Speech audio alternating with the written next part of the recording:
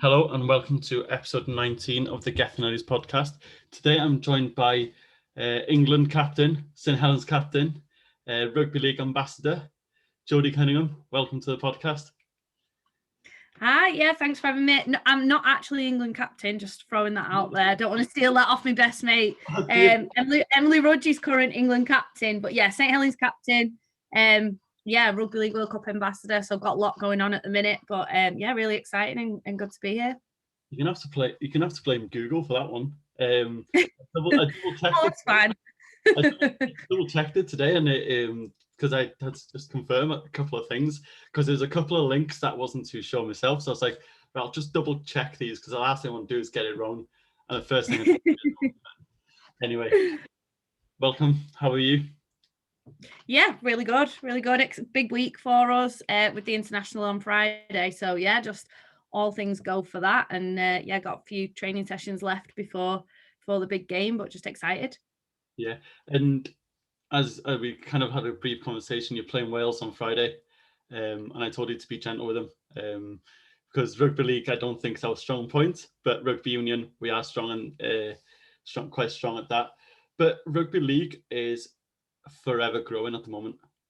It is the next big sport, I think, especially in the UK, and for you to be an ambassador for the female side as well, it must be an exciting role for you. Yeah, it is, and it sort of came out of nowhere. I was injured. I got injured before the 2017 World Cup. Snapped my ACL. I didn't have the operation until after the World Cup, so I was facing sort of a long time out of the game. So I was trying to keep myself busy. I went and did a talk for the RFL about my experiences in the World Cup, and just really fortunate that the CEO of the Rugby League World Cup, which is obviously happening in England this year, but this was back in early 2018, and he said, we've got the World Cup happening, it's men's, women's and wheelchair running alongside each other. We want to have a big push on raising the profile of the women's game ahead of the World Cup. So how do you fancy sort of being an ambassador and sort of promoting and helping to push the women's side? Of course, snapped his hand off, thought it was an amazing opportunity, but it's grown into something that I could never even have imagined. And I think that's probably alongside the growth of the women's game domestically and internationally. So yeah, it's been really exciting and something that I feel, really fortunate to be in this position. Because didn't go to university to actually do medicine? The plan was to do medicine. So when I was sort of picking where I was going to go and what I was going to do, I just got selected in the England senior women's team. So I made my debut at 17, and obviously selecting where you're going and what course you're going to do. And the plan was always medicine. But in terms of sort of commitment, I wanted to give the rugby league like a real big go, and it's not full time or anything like that. But in terms of the training commitments, it would have just been really hard to balance. So I did medical sciences instead, which is like a reduced science-based course, with the idea of going on to then just do the medical course afterwards. But yeah, that never happened. Obviously, the rugby took off a bit, and that's always now been my priority. It is something I always sort of look back on and think, what if? But I'm definitely happy with the choices I made and how it's gone on this journey. And it's something that, it could have gone differently. But like I say, I wouldn't change my journey in rugby league for anything. So my career did take a back step for that, but now I'm really fortunate. I work full time in rugby league, so it's paid off a little bit, even though my family didn't think it would at the time. They're like, when are you going to actually focus on yourself rather than rugby? But yeah, it's all worked out in the end. So this will be your third World Cup, am I right? Yep, third World Cup. First one was in 2013 in England, and I played 2017 in Australia, and then now, hopefully 2021 in England, selection dependent. Do you think that this one means a little bit more though? Obviously being back in England, and there's such a lot more eyes on it, if you like, especially with the Euros on now, and then it goes straight from the Euros to the World Cup. I think a lot more people will be tuning in because England are playing again, sort of thing, and just backing their team. And I do know a lot will take it as an excuse for a few beers as well, won't they? Yeah, definitely.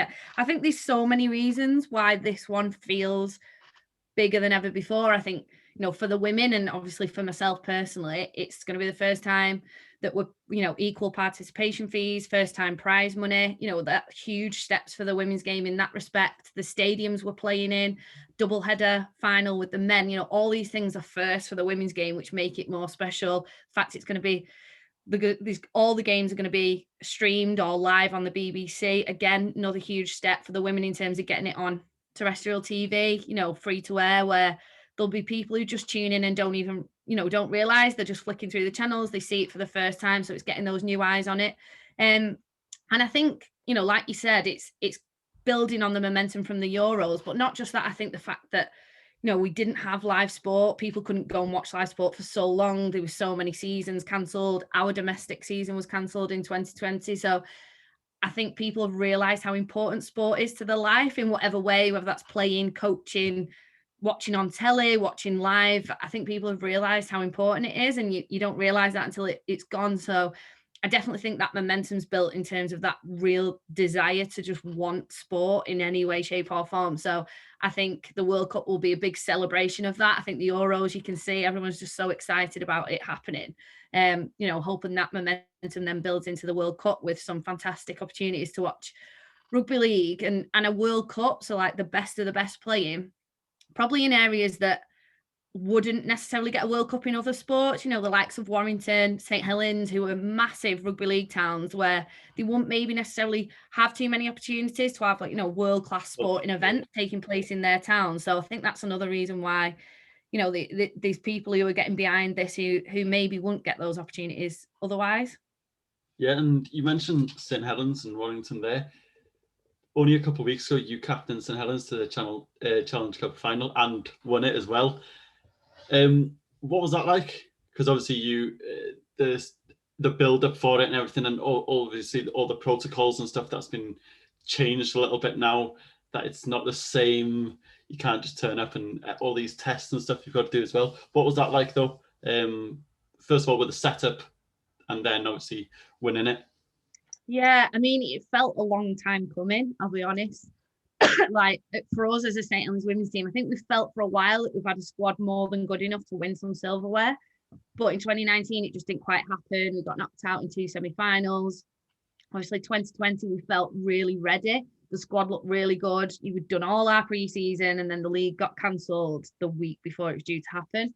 So I think it was definitely a long time coming in terms of our preparation. We've worked really hard and utilised COVID and the changes to our advantage, and the squad looked really strong. We trained, whenever it was we were allowed to, all through the off season, all through last year. So the squad were really fit and in great shape for the start of this season. We knew that, for us, the goal was to win, well, both cups. It's to win Challenge Cup and then win the grand final at the end of the year. So it was that a lot of pressure probably, because we needed to make sure we won that. And then in terms of the sort of the day, the way the day was, it actually, I think we're used to it now. We're used to the protocols. That probably felt more normal than anything else, because for the first time we had real fans in the stadium.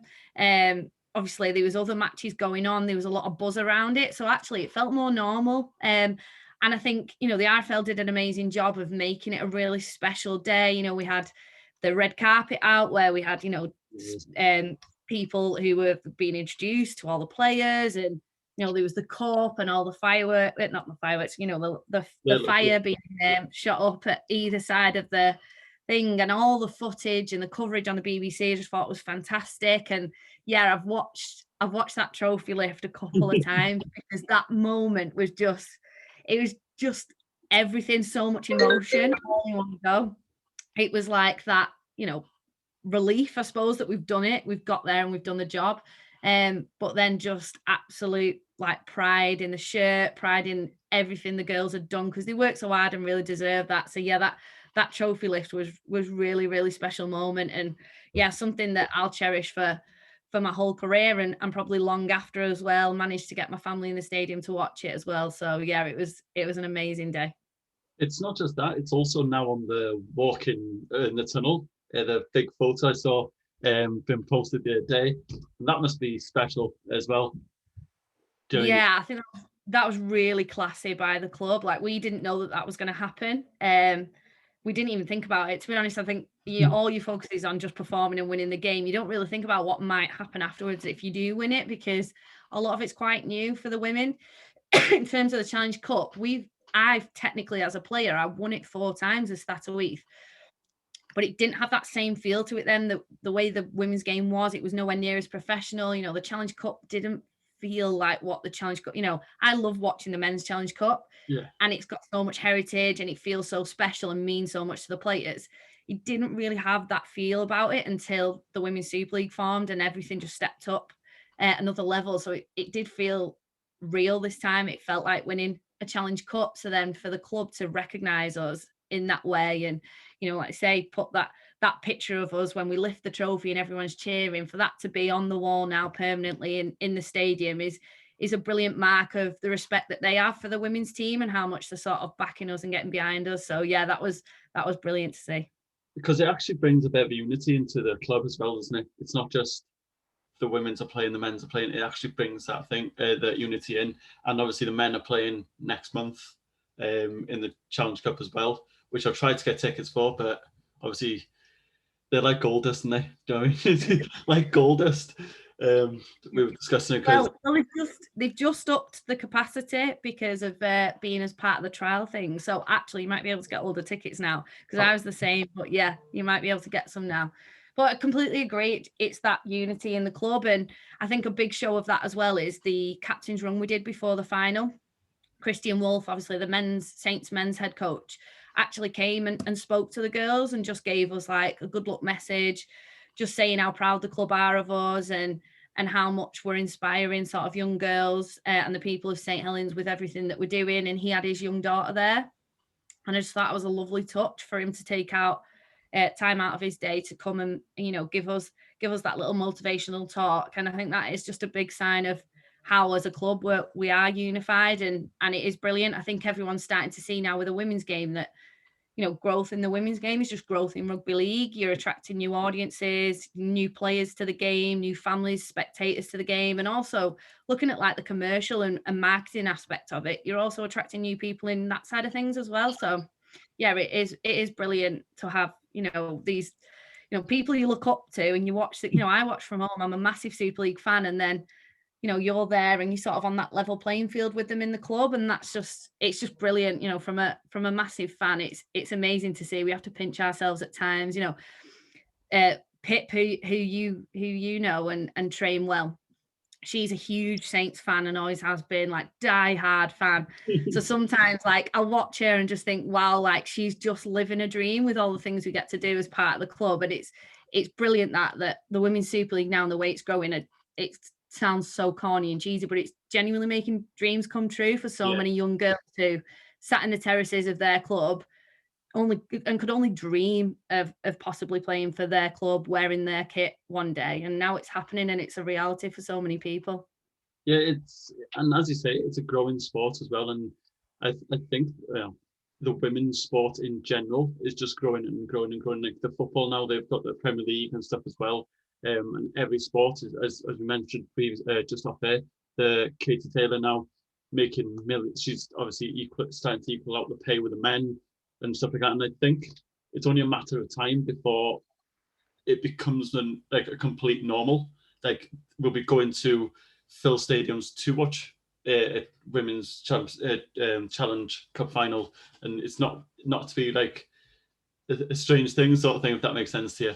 And I think we're only a matter of years away from that becoming a thing, and probably playing in Old Trafford or Wembley as the grand final. That'd be I think so. Yeah, I agree. I think that's the journey it's on at the minute, and each year it just builds and builds. Like every time I think, wow, like I never thought I'd get to this point, something else happens that I completely didn't expect. You know, this year in the Women's Super League, some of the little things that people probably haven't even registered are huge. Like we've got 15-minute highlights every week on Sky. That's massive. And yeah, okay, we've not got weekly games on Sky, but that's that first step is, you know, you've got highlights on Sky, you build a bit of a fan base. Hopefully later in the season, possibly the playoffs, the final, that type of thing, they're all then on Sky, and you've already built up a spectator base for them. So yeah, it's incredible. And I do think it's definitely going the way where the women's game will be packing out stadiums, and I think the World Cup later this year will be firstly a big test of that, because I think the interest will be there, but also the legacy of that World Cup will be that there'll be so many more new fans, new families who are engaged in the sport and in the women's game, and think that, you know, that's a great opportunity to carry on supporting the game afterwards. So yeah, I completely agree with you. I think in a couple of years' time, you know, it's exciting to see where it will be and how we're packing out stadiums and, you know, possibly playing at Wembley. I think that's maybe the next step for the women's game. And yeah, it can't happen overnight as well. I think that's what, as players, we need to be conscious of. And sometimes people think you want equality like that, and that, you know, it's equality of outcome. Yeah. And that's not what it's about. It's about making sure there's opportunities for women to get involved in the sport however they wish to. We provide those opportunities, and the rest will come, but it's a process and it can't all come at once. But we're on a great journey, and year on year we're building on that. And yeah, in a few years' time, it probably will be at the stage where we're filling out full stadiums, which is fantastic. It's also about creating the demand for it as well, isn't it? Because it wouldn't feel right to put it in Wembley with 2,000 fans, if that makes sense. But in 5 years' time, if you put it there and there's 70,000, then that weight would have been justified, if that makes sense. But as I say, filling out stadiums like St Helens and Warrington and stuff now, and then obviously the bigger scale then when there's enough demand, because rugby at the RFL, they will only do it if it benefits them as well, in the sense of which stadium suits them and stuff as well. So I think we're not far from it, to be honest with you. But one of my questions I've got for you, and I'm a Saints fan, okay, but you used to play for Warrington. What's this about? Yeah. Never Warrington Wolves, so right, okay.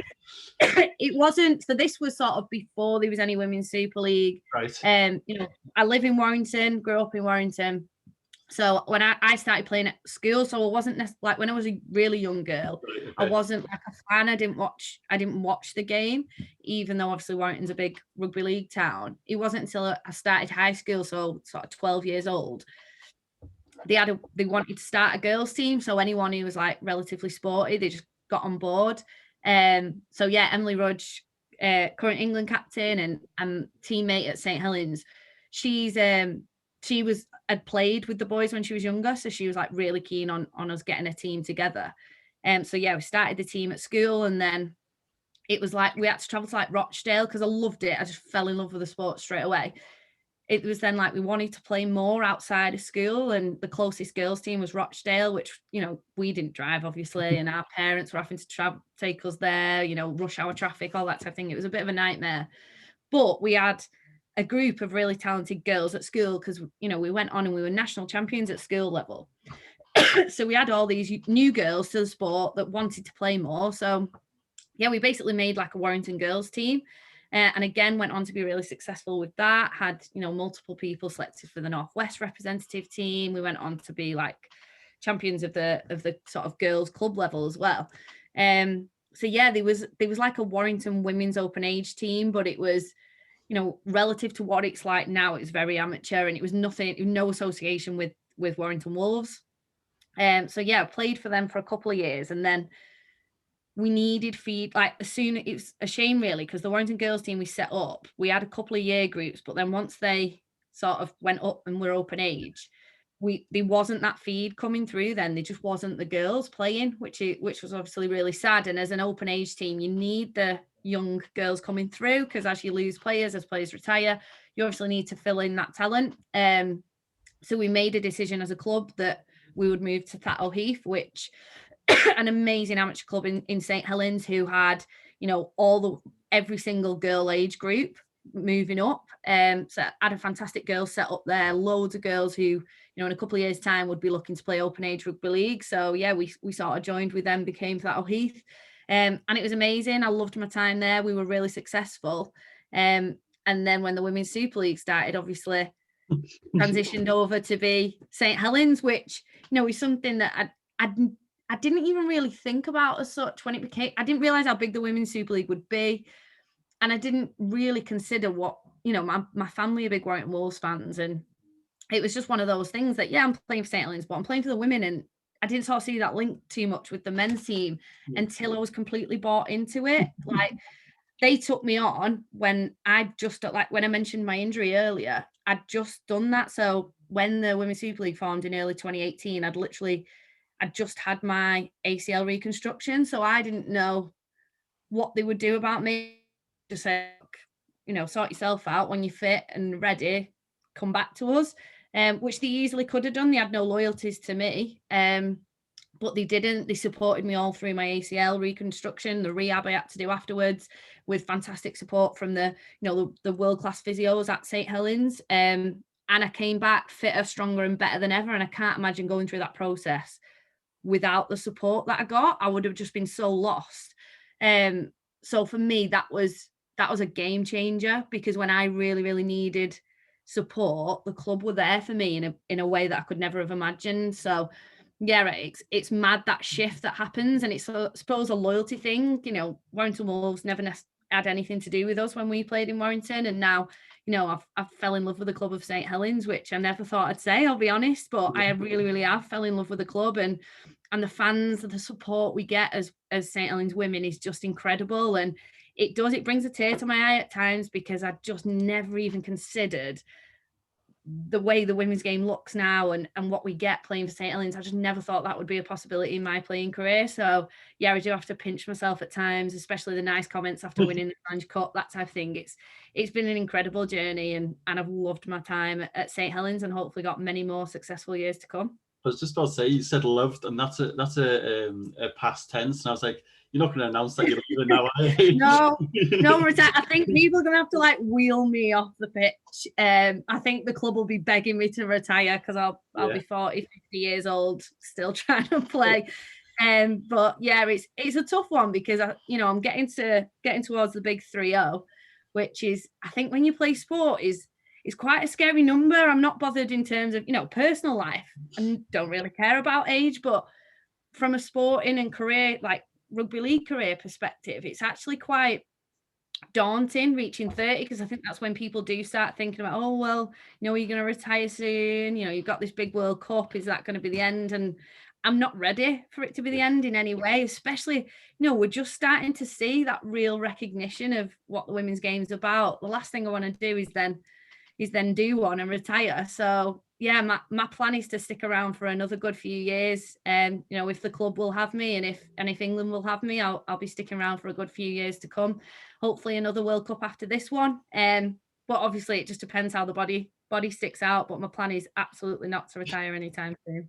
I was going to say, because James Roby, he's quite a bit north of 30, and he's not retiring anytime soon. So I think he's safe for a few years, to be fair with you. When people associate rugby, okay, a lot of them think about overweight men, okay, big overweight men who just run straight into each other, who go out on a beer on a Saturday night. This is what the stereotypical thing is: go out on a beer on Saturday night with all the lads they're doing, and they get yeah. But what is the diet and training and stuff like for you? Are you strict with your diet, or you got someone doing it? What's it like for you? Yeah, I mean, diet's probably the side of things that we could maybe improve on more, I think, in the women's game, and probably me personally as well. I think that's an area we can definitely improve more on. Obviously, we're not full-time professionals, so I think, the support, the focus for us, and I think what's been great with the Women's Super League is the medical support has hugely improved, in the sense of, physio support that I mentioned, strength and conditioning support. That's been phenomenal in improving the quality of rugby league on show across the Women's Super League. You can see that the more athletic, robust players in the game now. And I've seen that myself. I've made massive strides in that area. I think probably the next step is, the diet side of things does need to improve. Obviously, we're all informed people as athletes of what we should be doing, but it's not always easy to be 100% with that type of thing. We've got England, we're really fortunate. We've got a nutritionist there who can support us through it all, looking at supplements and that type of thing to give us that little bit of an advantage as England players. But I think probably domestically at club level, that could probably improve a little bit, and we could get better with that. But again, it's tough. I've started like more recently doing sort of meal prep, because I think one of the biggest challenges I find, and I think a lot of the girls do, is the time. So that to prep and eat well is really difficult, because we have full-time jobs. We then, most of us, go straight from work to training, either at club training, England training, or just the personal training you need to do in between. We pretty much train every day of the, like, we usually have one rest day. So you're going straight to training, you're coming in really late at night, then it's so easy to eat badly. I think that for me, that's what I find is the biggest challenge, is you get in from training at 9 o'clock, 9:30. The easiest thing to do is shove something in the oven rather than cooking something properly, which is where obviously meal prep would come in play. But again, you're training and playing all weekend, so it's finding that time. So personally, that was an area I knew I needed to get better at. So I started, paying externally for a meal prep delivery to help me, so that on those days where I might get in really late from training, I'm not eating badly because of time, and probably myself not being disciplined enough. I know I've got those meal preps there and ready, which means it can just supplement for me the days that I just don't have the time to do it. But yeah, I think it's something as a whole we could probably get better at, really. But it's all about convenience as well, isn't it? It's about convenience. Do you know what I mean? If you just done an 8 to 5 or 9 to 5 in work, you go to training, you do a couple hours there, you come back. You don't want to stand by the oven, by the cooker cooking. Listen, I get it. And that's why I was asking, because I wasn't too sure if, as England, you had meal prep companies sponsoring you, or was it a little bit? No, we don't, and that would probably be really helpful. I'll be honest. So no, we all have to sort off our own back. It's just a personal choice that I made, and sort of had a look around at local ones and found one to go to. But no, none of us sort of have that personal sponsorship for any of these, or even as like a team, as a St. Helens team or as an England team. We don't have that sponsorship support from the likes of a meal prep company or anything like that. But hopefully that's the way it's going, is that there's more and more support coming from that side of things. There's more interest in companies getting involved with the women's team. So yeah, I'm hoping a couple of years down the line that might all be covered for the girls, and for me, hopefully, if I'm still about playing, and it'll be huge help, because we have to support ourselves quite a bit with, the club are great and we have physio support and that type of thing at the club, and it's been brilliant. We're really fortunate that we get support from students coming in to help us with like sports massage and that type of thing, which really helps the girls. We get that regularly now, but there's lots of teams that don't get that support, and then therefore have to externally find that and pay for that themselves. So there actually are a lot of costs involved that you don't even realize when you play. You've got to play rugby at the top level. It's that food and supplement support. It's strength and conditioning. I've paid privately to have extra strength and conditioning support, just to give me that one-to-one, like push, that type of thing. I know these players that do that regular. So yeah, hopefully as the game progresses, there's more support in that area. But yeah, there's a lot of us that go externally to get the little bits, 1% as advantages to help us on the field. Yeah, because as I thought, being part of England, you would have got something there. Same with boots and stuff like that as well. I think they, especially at international level, they should be given out, because I'm pretty sure the male side of things, they get adverts and deals and stuff like that. You see them on was it Head and Shoulders and all this. You see a lot of the lads on Head and Shoulders and is it Powerade and all this. they get all sorts.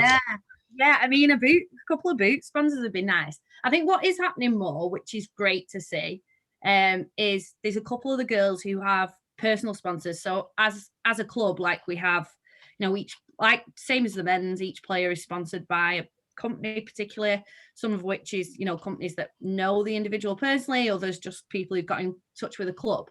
So across the board, across the Women's Super League, that's the case. And some of the personal player sponsors then support the players with some additional elements as well, the likes of the physio and strength conditioning and sports massage, additional cost they may have, or buying boots, and that's happening more and more. I'm seeing more players who are having sponsors who want to provide more for the athlete themselves, as well as supporting officially through the club, which is really, really good. And I think the more you start doing that, the more it'll probably become a bigger thing where all the players are hopefully supported that way.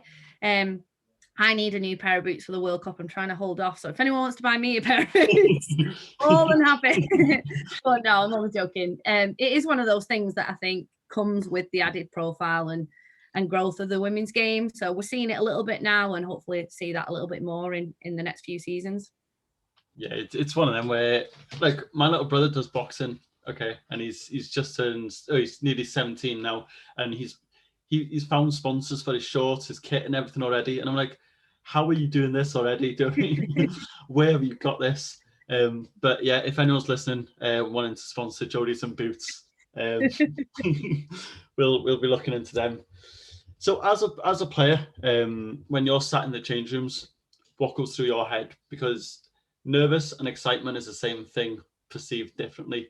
But what goes through your head? What's your little pep talk sort of thing for the girls and that then? Yeah, I mean, it's a tough one. I suppose it depends what the game is. It depends, is it an international? Is it a really big Saints game? Is it just a normal Super League fixture? I think, there was a lot of nerves at the first game of this season for me personally, for the whole team, because we'd been out for so long. It was one of them, like, do we even remember how to play anymore? And we put so much time and effort in, of so much training, 3 pre-seasons. Nobody wants to do 3 pre-seasons without an actual game. So we'd put the graft in, and we wanted to make sure we proved it on the pitch. So there was a lot of nerves there. And again, for the Challenge Cup final, there's a lot of nerves, again, from myself and from the rest of the girls, because the game was so big. We had so much pressure on us to win a trophy, but then also the fact that it's on live on the BBC was a first. And I think for games like that, for me personally, I don't just feel the pressure of, I need to perform for my team, I need to perform for my coach, for the fans. I feel the pressure of, I've got to perform for the women's game as a team, as a Saints team, as a York team in that final. We had to put on a show for the women's game, so that anyone who was watching for the first time went, bloody hell, that's brilliant. That is a great game of rugby league. That's what we wanted to do. So you have that added pressure as well. For me, I'm quite, before a game, I don't like to get too nervous or too intense too soon. So it's not until a couple of minutes before we go out, I'll have my, my minute, 2 minutes with the girls, where we do that team talk. What are the key things we're focusing on today? For me, often it's defense focused. I'm heavily defense minded. I love defending and tackling personally, which is why my move into 13 has been perfect. I can tackle all the time. I don't get shouted at now for making too many. But yeah, I think that's where I sort of have a minute, 2 minutes with the girls. And I am quite, there might be a few colourful words, and I'm quite intense with it at that point.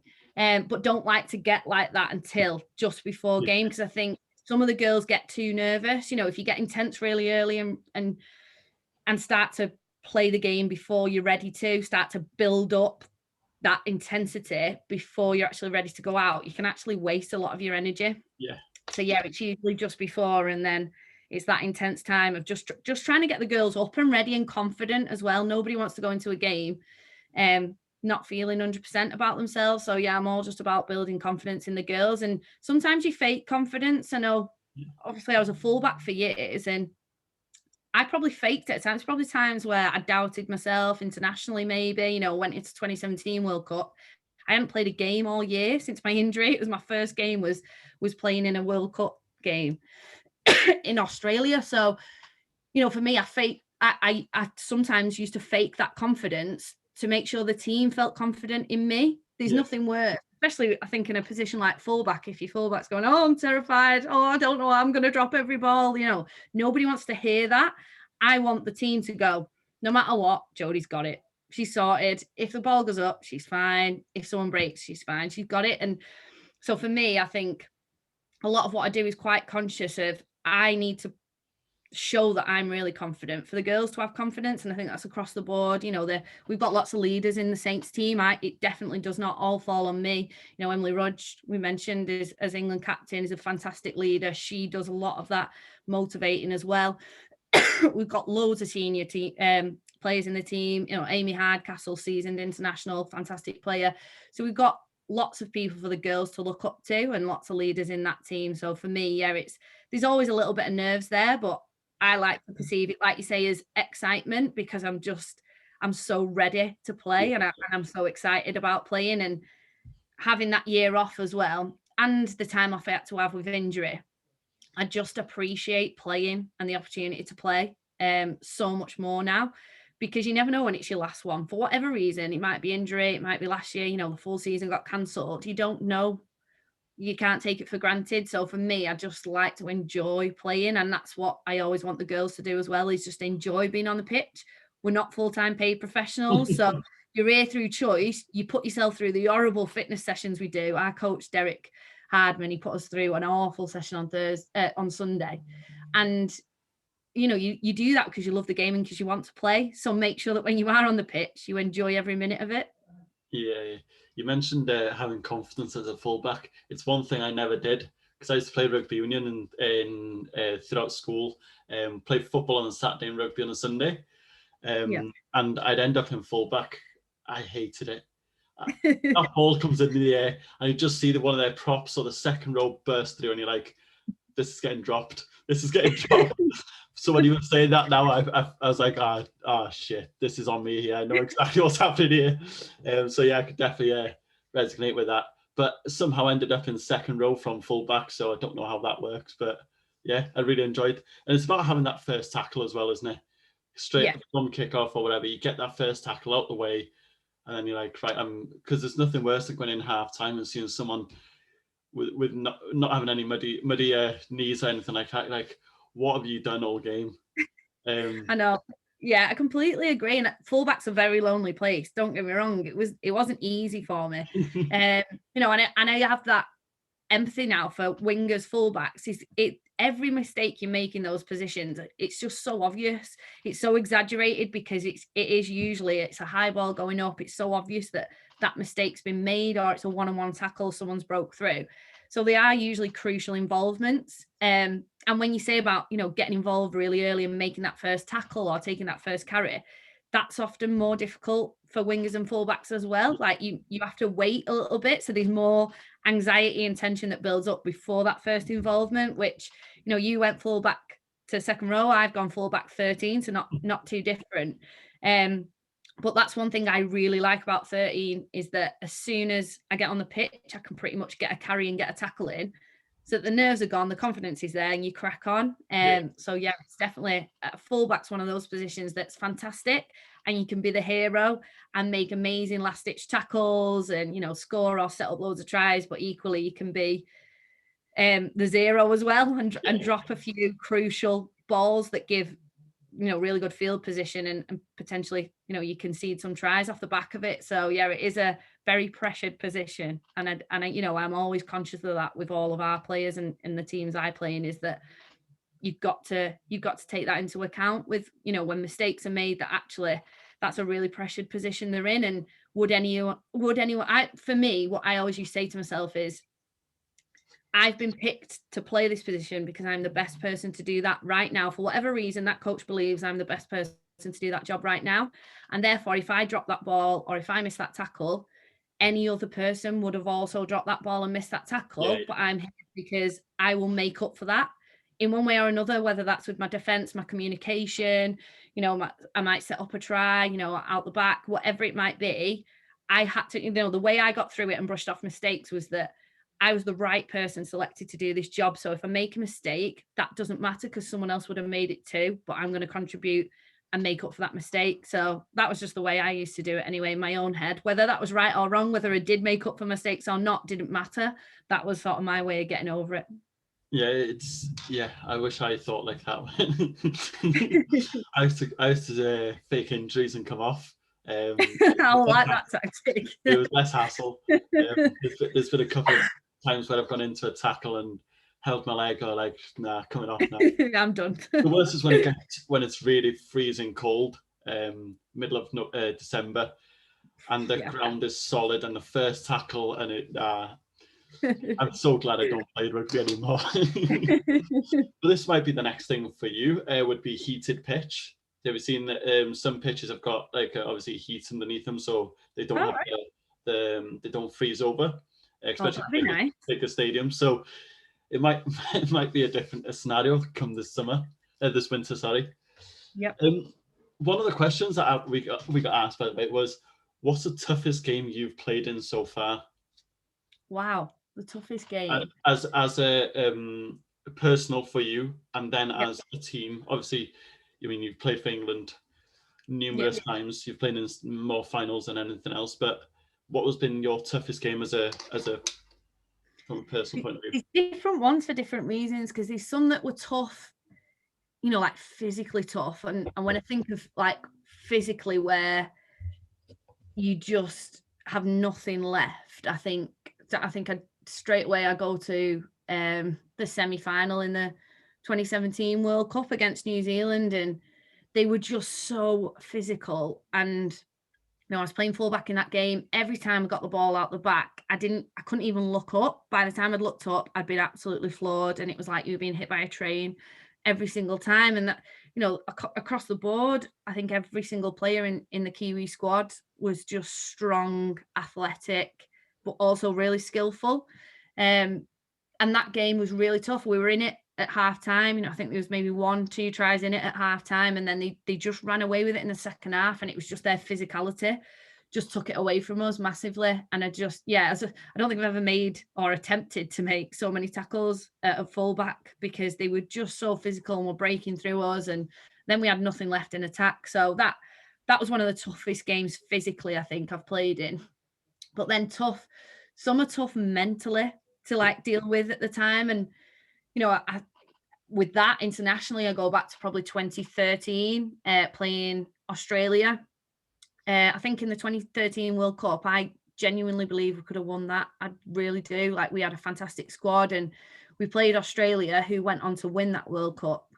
I think they beat us by 1 try, maybe. It might have been 2 tries. And we had 2 players sent off for ridiculous things. And the penalty count was ridiculously in favour of the Australians, and it felt like the referee was trying to prove a point that he was English and wasn't on the English side. And I hate, and it's the only time I've ever blamed a result on a referee. And don't get me wrong, obviously irrelevant of the referee's decisions, you can still go out and win a game, but it was always going to be close. It was, Australia, a fantastic team. It was always going to be close, and I feel like the referee played a huge part in us just losing that game. And then Australia went and won the World Cup. And that one emotionally and mentally was really hard to take, because we knew we should have won that game. And then, the repercussions on that for the rest of the tournament were really, really difficult. And I think a lot of the girls struggled to accept that result.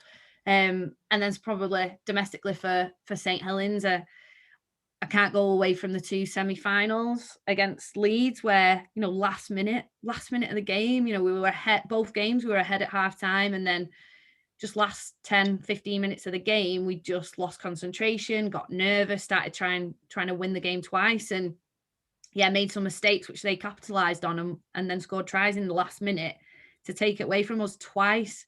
I just remember being distraught after those semi-finals, because for the club and everything they put into us, we wanted to get them to a final, and obviously individually we wanted to. So I think those 2 as well, when I think of toughness, they were really hard, but then also emotionally and mentally tough as well to accept the results afterwards. Yeah, it's deflating losing last minute in a game, or especially when a game where you feel like you should have won as well. Especially if you're better than them on paper and everything, and it's just not gone your way. When you were growing up, and you mentioned a little bit about rugby in school and stuff, but who were your inspirations? Was there any inspirations in rugby for you then, or was it completely something different, or what was it for you? Well, I didn't have any particular, like role models or inspirations in rugby league, because I wasn't a rugby league fan, when I started playing the game. I mean, it's hard to think back, but I don't think I'd ever watched a game of rugby league fully before I played it. I probably couldn't have told you really the rules before I played it. So I didn't necessarily have instant inspirations or role models, but then once I started playing, I instantly then started watching the game, so watching Super League men. So then straight away, started to get role models from the men's game, or players that you just admired and could only, and would think, oh, I'd love to play like them. And Billy Slater was a big one for me. Obviously, outstanding fullback, and Unbelievable. What he used to do in state of origin games, they're my favorite games to watch. I just think they're so brilliant. It'd be ace to have something like that over this side of the hemisphere. But I think for me, Billy Slater was a big one that I used to watch, and I'd watch his tries, and Faye Gaskin, halfback at St Helens, she used to laugh at me because even now as a 20-odd-year-old woman, I'd watch games and then I'd come to training and be like, right, I've got this move, I think it'll work brilliant. She'd be like, how much am I betting that the fullback scores? And I'd be like, yeah, right, I saw Billy Slater do this. Like me there thinking I'm going to be able to do it. But, it's still, still now as an adult, we watch the players across the board. We still, because I think it's one of the best ways of learning. Yeah. He's watching games on television, being able to break it down, whatever position you play, just watching those players, whoever you think's good at doing certain things in your position, just watching them. Where do they position themselves? What are they communicating before they do certain things? What side of the ruck are they standing on? What's the depth like? What passes are they looking to find? Is it a spin pass? Is it a flat pass? Like, all those little things you can look at. What's the position defensively? How tight are they? Are they leaving an overlap? Are they not? And I think that for me is something that I'd always encourage young girls or boys, whoever, to do. It's one of, when parents ask, have you got any tips? That's one of the things I always say is watch the game, because that's where your understanding comes in. And yes, then you have to feel it for yourself in a game, of course. You need to trial and everything and go, actually, yeah, oh no, I can see that now. But by watching it, I think that understanding really does come in a lot more, and you can see why certain things work and don't work, or even just go, oh, that didn't work then, but what they should have done is there was a massive overlap. They should have, through a miss pass, missed a player and hit the winger. If you can see those things, then you'll start to see them in your own game when you're playing, and it's just being able to pick them up quicker. That's one of the things, when I've slotted into halves at times, is I see it, but I maybe see it too late. So I'm like, oh, I should have given the ball out the back there, and it didn't. And it, and then you're waiting for the video review to come in, and they're like, the pass should have gone there. And I'm like, I know. And I knew it at the time, but I just knew it too late. So it's just, I think that understanding of watching really, really helps with, quickening that thinking and being able to pick things up on the fly, because you understand and you've really sort of tried to analyze that type of thing. So that's one of the things I really love, and I've probably done, and that's where my role models have come in, is just watching the men's game, because we didn't have, there was, I didn't know there was a women's league when I started playing. I didn't know there was an England women's team. Nobody would have known who they were, because they just didn't have that profile and visibility to sort of create role models. Whereas now it's just so lovely to see, loads of parents and young girls sharing photos after the Challenge Cup final of young girls who are there in the Saints kit and they're watching on telly. That's brilliant, because they'll be the stars of the future. And that's what's really important. So they will be able to look up to our players and say, oh yeah, I'd love to be like that player. I'd love to be like Pip. I'd love to be like Emily Rhodes, like whoever it is. Like that's what's brilliant about us now getting on television, even just stuff on social media. It's really good, because young girls can see it and then be it, which they couldn't before. So yeah, it's sad, but I didn't have any inspirations or role models in the women's game. Any of the women I sort of looked to was Olympians. They inspired me, obviously not in rugby, but they inspired me to want to play sport at a high level. And the likes of Kelly Holmes, Jessica Ennis-Hill, they were the people where I was like, they're like goddesses. Like, I just thought they were superhuman, and just thought, oh, like representing your country at an Olympics, like could there be anything better? But never sort of thought I would get to that level. And I know it's not in the Olympics, of course, but representing your country and pulling on your nation's shirt and wearing the badge, singing the national anthem, there is genuinely not a better feeling. It's so emotional, and it's the time for me, when you stand there and you sing the national anthem, that's the time for me where I acknowledge and sort of reflect on all the hard work I've put in, but not just that, like all the sacrifices my family and friends have made for me to be there, because they take a lot of flack. They go through all the tough times. They're the ones you rant at, and when things aren't going right, when you're not getting selected, they're the ones that have to listen to your wins. They're the ones that most of the time have ferried you around to multiple training as kids to give you the chance to do that. So yeah, for me, that bit's really, really special. And loads of people along the way have inspired me in different ways.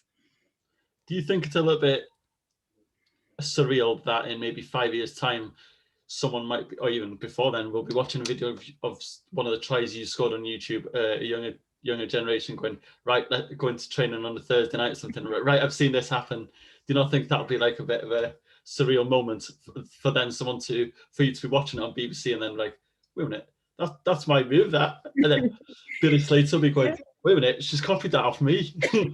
Yeah. Yeah, it is crazy to even think that. And it's sort of happening now, which is, again, it like blows my mind. It blows my mind when someone even says like, oh, my daughter plays and she loves you. And I'm like, she loves me. Like, she even knows who I am. Like, that's just mental.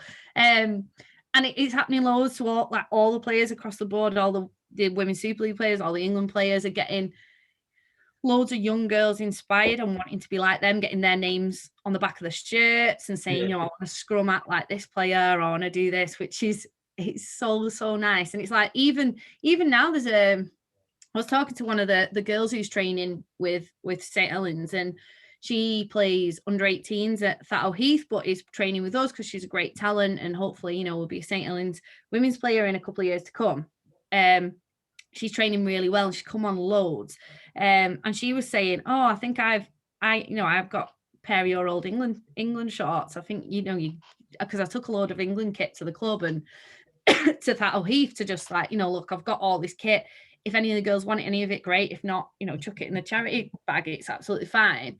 And she was like, oh, I had one of your shorts. It had your name and the thing. I used to love them because I used to be like, oh, I got Jodie's shorts. And I was like, no way, that is baffling.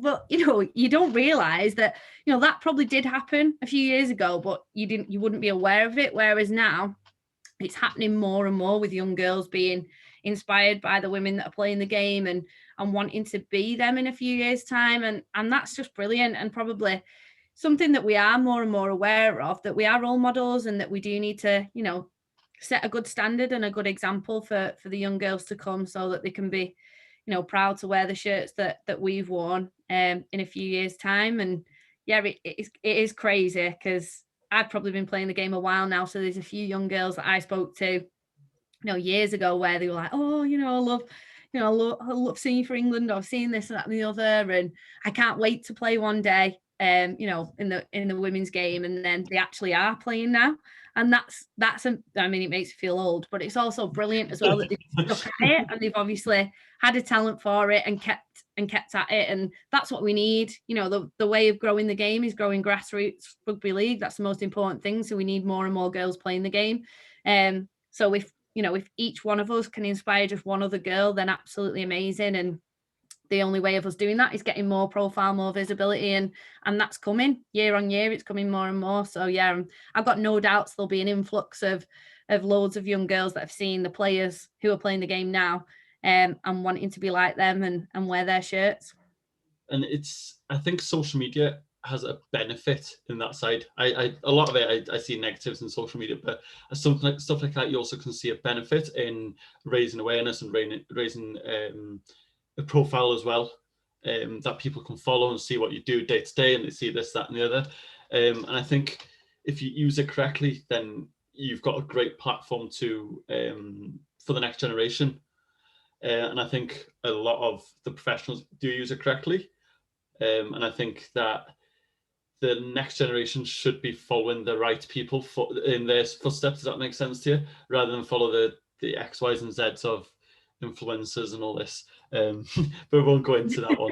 But I think that if the social media is correct for them as a platform for them to use, you can put like clips of the tries and stuff like that, and people can also contact us if a young girl was to message you and say, listen, I need help with X, Y, and Z, is having that thing going, right, this is what I would do. And then they would go off and do it. And then a few years down the line and challenge cup final, they might use it against you. Do you know what I mean? Yeah, well, yeah, it's true. And you're totally right. And I think that's an advantage of rugby league as well. I think rugby league players are really accessible. Of course, the women even more so, because, this is all quite new to us. And And therefore, when people are contacting us, it's nice, we're probably not overrun by people contacting us, but when, it's a compliment. It's lovely for us to receive those messages when people want a little bit of advice for the young girls, or just to say, you're a big inspiration to my daughter. It's lovely to see stuff like that. But yeah, like I completely agree, is that social media is a great platform for that interaction. I have quite a lot recently of, young girls, like clips of them at training, just saying, oh, look at this, how impressive, and tagging me in it. And I'm like, oh, that's just brilliant. I love to see that. The more parents that can tag me and stuff like that, the better, because, it gives me so much confidence that what we're doing is right, and that the women's game is going to be in fantastic shape in years to come, because we've got all these amazing, talented young girls playing the game. Yeah, it's one of them where it's doing next 5 years, I think it's going to blow up. And I mentioned 5 years. Where do you see the next 5 years be for you then? Because obviously we've got the World Cup this year. We've got another one in 2025. Yeah, that's the plan, yeah. And I'm not going to say the word last at either one, but you've got to be looking at the 2025, maybe even 2029. 2025, I've definitely got my eyes on that, just because I don't feel ready now. Obviously, the World Cup's this year, and I couldn't think of, I'm just not ready to give up on competing at the top level. So if the coaching staff still want me about, and I'm still getting picked, then I'm absolutely going to stick around and hopefully play in the 2025 World Cup. I'd be 33, 34ish at that one, so I don't know, that probably might be my last one, really. But I hate to even think about that, because rugby league's my life. It genuinely is my life in every aspect, especially now because I work in rugby league, work for the Rugby League World Cup full time, working on the community engagement activities, and obviously play rugby league. So all the rest of my time is training and playing. And then the odd few hours I might get, I've usually got Super League on, the other women's Super League games, or the NRL. So I literally do nothing other than watch it, play it, work in it, or talk about it. That's all I ever do. So I just can't imagine giving up on the playing side of things, because it just gives me so much joy. Like, it's what I live for, really. So yeah, I'm absolutely, in 5 years' time, hopefully I am still playing, but probably towards the end of my career, with people trying to chuck me out the door. But afterwards, can't imagine rugby league will ever not be a big part of my life. So whenever the time does come that I need to retire, I think coaching is definitely something I'd want to look at. I really like that side of things, probably more of an assistant coaching role. I think I like working one-to-one with players, just really looking at the little things that players do, giving them little tips on how to maybe change things up and improve slightly. I like that side of things rather than necessarily whole group sessions. So coaching is definitely something I'd look at, but also working in the sport is something I want to continue as well, possibly, working for the RFL, helping towards the growth of the women's game, because, like you've said, it's got so much potential. Yeah. So if I can help that and support that in any way, I'd 100% love to do that. So yeah, I'm not sure what the future holds work-wise, but I'm hoping that it'll be staying in rugby league and helping the game to grow and helping the women's game to grow. You kind of took my next question away there, what I was going to say, will we see in coaching? But one of the first, I think it would be the first time I came across you was when you did the analysis and stuff for one of the Saints games on BBC.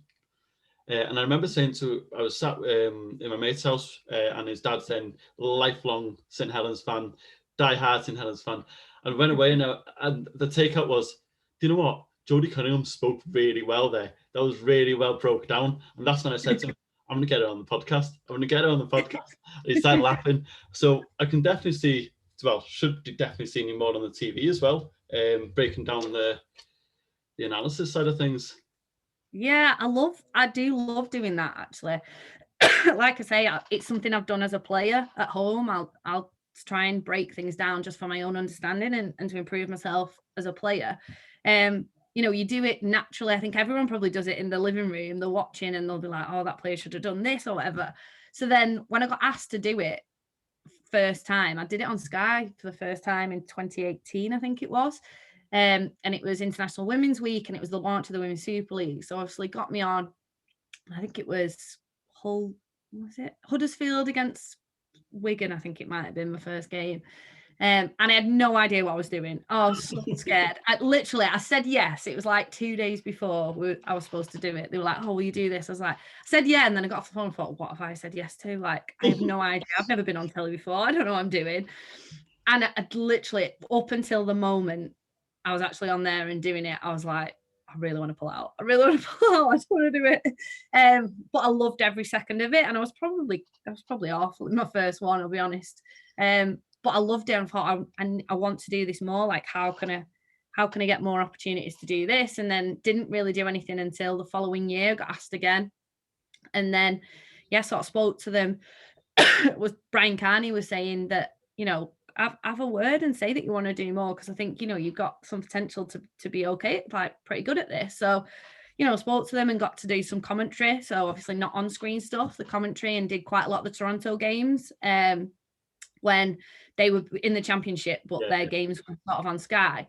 So I did quite a few of those games doing the commentary, and again, learnt loads by just getting thrown in the deep end, really. I think that's how I've learnt on it. It's just getting thrown in the deep end. And then obviously opportunity on the BBC came off the back of that as well, and got to do Saints, which was a bonus as well. It's always nice to be able to do it for your club.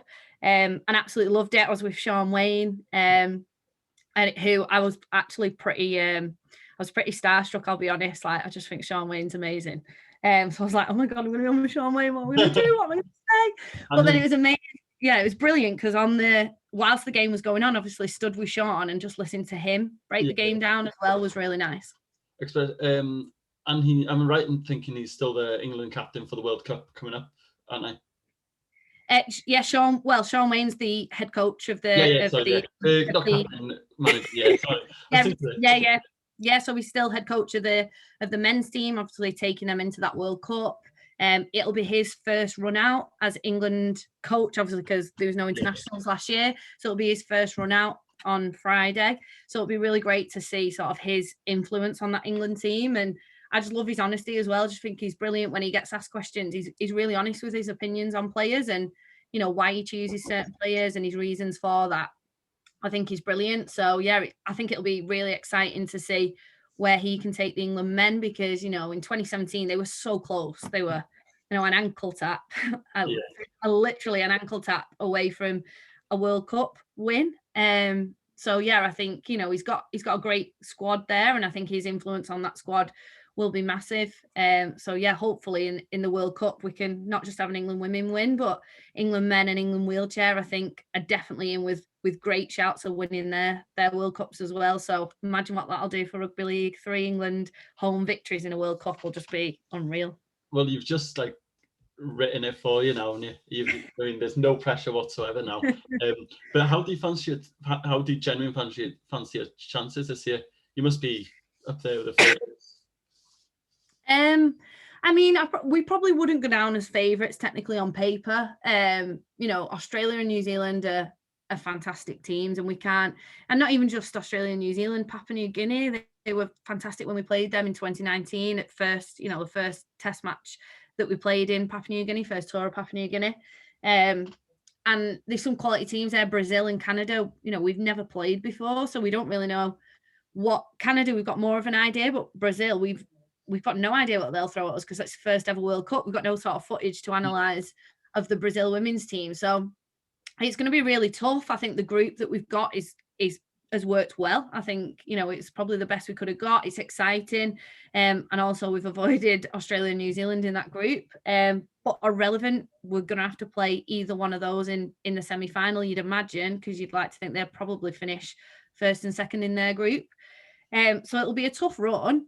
Yeah. Don't get me wrong, but I just think the hard work's been done by us as players and by the coaching staff and the whole England performance unit with the strength and conditioners and all support staff we've got in place now.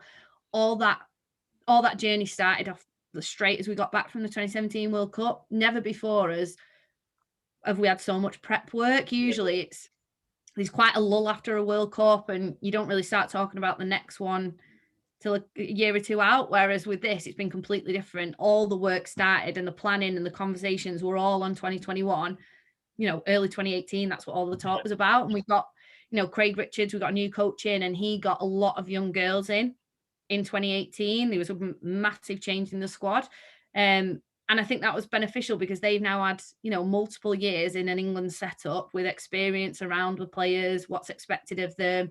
Amazing tour of Papua New Guinea and the World Cup nines, which give us, a good opportunity to try something new and just, get the girls out there in an international test game. So, yeah, I think our chances are really good, and we couldn't do any more than we're doing, and that's putting us in a really great place. So I think our chances are really good. And like I mentioned, I think, the wheelchair, they're definitely put the stamp on winning it. They're probably going in favourites. And then the men again it's the same old. Australia, New Zealand are going to be big competition for them. But I back them. I think the England men can do it as well. I find it difficult to split between Wales and England in rugby league. When it comes to football, it's all Wales, all Wales. It's like rugby union, all Wales. For rugby league, because I don't follow the rugby league club. Yeah. I follow rugby union club. I follow St. Helens as rugby league. So, but again, they've got Regan Grace. We've got Regan Grace and that as well. So I'm a bit like, I hope the men do well. But if Wales can win, then I'll go with that one. But yeah, before we go, where can people find you? Obviously, we're going to see you a lot this summer on BBC. I think all of it's on BBC, isn't it? Yeah. All the World Cup games, they'll all be on the BBC and on one of their platforms. So either Red Button online or live on BBC One or Two. That's mad, isn't it? To think that's absolutely mental. And when does the World Cup start for anyone who hasn't? Yeah, so it's running for 5 weeks from 23rd of October, which is when the men's, the opening ceremony and the men's first game kicks off. So England men will kick off against Samoa in New Zealand on the 23rd of October. The women's and wheelchair competitions start a little bit later. So our first game will be the 9th of November. In Headingley will be our first game. That's where we kick off our campaign. And then they run through to the finals weekend, which is the 26th of November is the wheelchair final. And then the 27th of November is a double header men's and women's final at Old Trafford, which is, history making in terms of the UK and having the double header, 2 team world champions crowned on the same day. It's history making. So we're doing everything we can to make sure we're part of that as England women. And do you know what? I'm going to have to get tickets for that. I didn't realise it was a double header on the same day. And it's just down the road. So it'd be silly not to attend even, well, I was going to say even if England aren't in the men's, the women's will accept that the men's, Wales might be there as well. So, but yeah. Where can people find you on socials and stuff like that as well? Let's say. Yeah, obviously on also so Instagram and Twitter, Jodie_Cunningham on Twitter, and then Jodie Cunningham 91 on Instagram. So yeah, if anyone wants to give me a follow, more than welcome. And especially with everything moving forward into the game as well, I think it'd be silly not to as well, won't we? Jodie, all the best in this season in the World Cup with the ambassador role, with everything moving forward. It's been a pleasure having you on. No, brilliant. Thank you. No, I really appreciate that. Hopefully we can get a good win for you.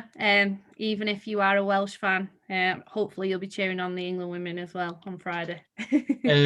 Yeah, well, we'll see about that one. Thank you very much for coming on. No worries. Thanks, Kevin. Cheers.